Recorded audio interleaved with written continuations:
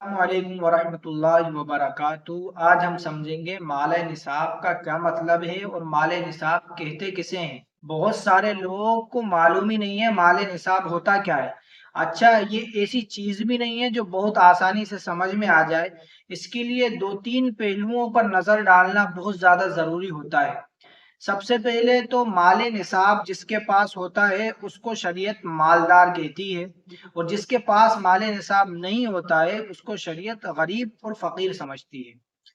اب جس کو شریعت امیر سمجھتی ہے اس پر قربانی کرنا واجب ہے، ضروری ہے اللہ رب العزت کی طرف سے، اور جس کو شریعت مالدار نہیں سمجھتی ہے اس پر قربانی کرنا ضروری نہیں ہے، واجب نہیں ہے۔ اب کتنے طریقے کے ایسے مال ہیں جن کو شریعت عقیدی طور پر مال سمجھتی ہے؟ تو 5 طریقے کے وہ مال ہیں۔ پہلا ہے سونا، دوسرا چاندی، تیسرا روپیہ پیسہ، چوتھا وہ مال جو آپ نے بیچنے کی نیت سے خرید کر رکھا ہے، پانچواں وہ مال جو آپ کے ضروریات زندگی سے زائد ہے۔ یہ 5 طریقے کے مال کو شریعت مال سمجھتی ہے۔ اب یہ ایک چیز یہ سمجھ گئے۔ دوسری چیز یہ سمجھیں کہ نصاب 2 طریقوں کا ہوتا ہے۔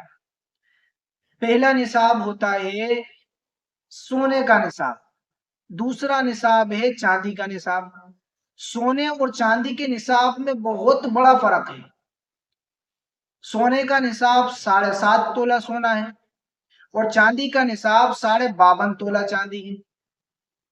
اب کب ہم سونے کے حساب سے زکوٰۃ نکالیں گے اور کب ہم چاندی کے حساب سے زکوٰۃ نکالیں گے، وہ ڈیپینڈ کرتا ہے ان 5 طریقے کے مالوں پر۔ اب اگر آپ کے پاس صرف سونا ہی سونا ہے، اس کے علاوہ آپ کے پاس اور کوئی چیز ہی نہیں ہے، یعنی ان 5 طریقے کے مالوں میں سے صرف آپ کے پاس سونا ہے، اس کے علاوہ کوئی اور چیز آپ کے پاس ہے ہی نہیں، تو آپ کے اوپر سونے کا نصاب لگے گا، یعنی 7.5 تولہ سونا آپ کے پاس ہونا چاہیے۔ اگر اس سے کم ہے سونا تو آپ کے اوپر قربانی واجب نہیں ہوگی۔ یہ سونے کا نصاب ہو گیا۔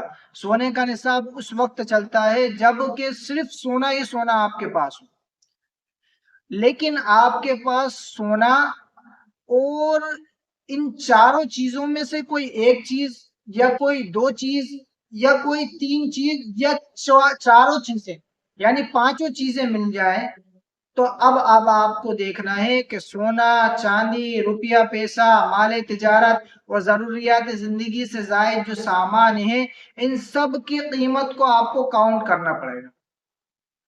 ان سب کی قیمت کو جب آپ کاؤنٹ کریں تو اس کاؤنٹ کرنے کے بعد جو بھی قیمت بن رہی ہے اس قیمت میں سے جو بھی آپ کو ادھاری دینا ہے کسی کی، تو سب سے پہلے اس ادھاری کو نکال لیں، اس ادھاری کے پیسے کو ایک طرف رکھیں۔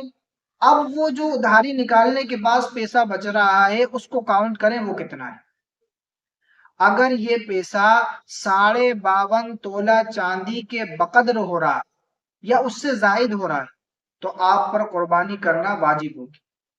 یہ چاندی کا نصاب جب لگے گا جبکہ سونے کے ساتھ کوئی اور چیز ملی ہوئی ہو، تب آپ کا چاندی کا نصاب لگے گا۔ یا سونا ہو ہی نہیں آپ کے پاس، چاندی اور روپیہ پیسہ وغیرہ ہو، یا پیسہ ہی پیسہ ہو صرف، یا سامان تجارت ہو صرف، یا آپ کے پاس جو ہے کہ ضرورت سے زائد سامان ہو صرف، تو اس کو کاؤنٹ کرنا پڑے گا چاندی کے نصاب میں۔